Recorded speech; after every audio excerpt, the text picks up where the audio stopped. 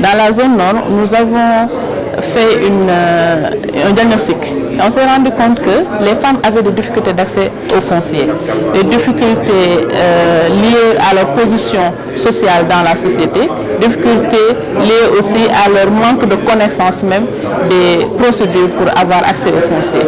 Donc une étude a montré que environ 7% des femmes de la zone nord, là où nous intervenons, avaient accès au foncier. Donc nous, on a un large programme d'intervention avec plusieurs volets, notamment la formation. Donc on a un volet formation dont les femmes sont bénéficiaires et d'autres parties prenantes, notamment les organisations communautaires de base, notamment les services techniques, ainsi de suite, les collectivités locales. Et ça a permis aux femmes de davantage connaître leurs droits et leurs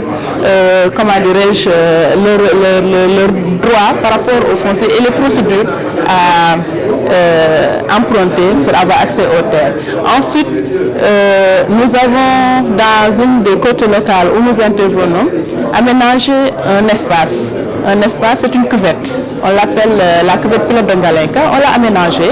On a amené des infrastructures hydro-agricoles, primaire, secondaire jusqu'au tertiaire. Et on a, dans le cadre d'un processus participatif, amené les populations à accepter que les femmes aient accès à un pourcentage de ces terres-là. Actuellement, les femmes ont plus de 20% des terres de cette cuvette-là.